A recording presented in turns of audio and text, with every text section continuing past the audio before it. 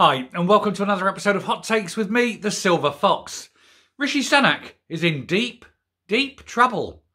He may even have a challenge to his leadership by close of business today. Despite all the rhetoric about not accepting Irish immigrants, i.e. ones that have come through Britain to Ireland and not taken them back, he's taken 50 back.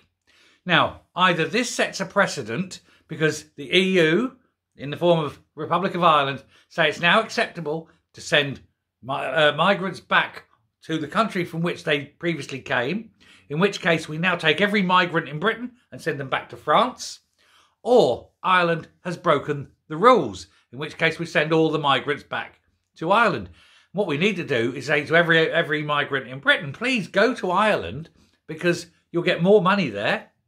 They've got a more a more generous benefits system, and then just keep pushing them through. You can't have it both ways. Either they're all going to go to Ireland because they don't want to go to Rwanda, or if it's acceptable to send them back, we send them all back to France.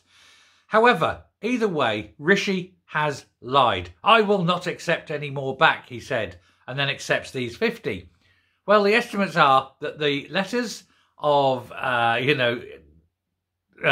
confidence, letters of no confidence in Rishi are apparently going in already. He has a major headache now. How can he square this particular circle? He's done. Whatever happens, he's done. He's seen as not trustworthy, as a liar, and not only a liar, but he can't even follow his own policies. Why did he accept these back? Why did he keep it so quiet? Why is he being so shady?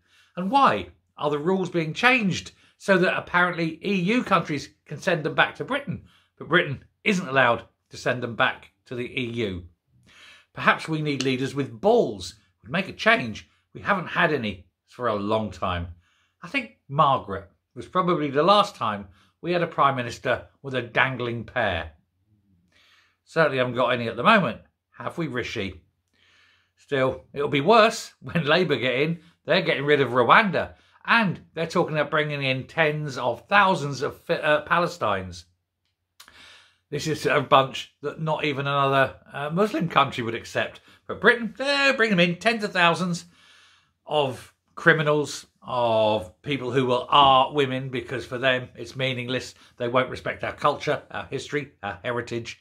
They're here like parasites, take. They'll contribute nothing. And we, like good little sheep, will just take it because we, the people, haven't got the balls to stand up and say, enough's enough, and no, and take to the streets and say no, and we are many and say no. And when they send the police in, we take the police. We don't hurt the police. We kettle the police. We remove them from their handcuffs. We handcuff the police. And we have all the police lined up, handcuffed. And then we go after the politicians. And when all the police are lined up and there's 5 million people on the streets of London coming after the politicians, nobody can stop them. And that's when we introduce the politicians to a length of rope and a lamppost. Then things will change. Then things will absolutely change overnight. But until we're prepared to grow a pair of balls, we'll just sit there and take it, won't we? Thanks for listening. Bye.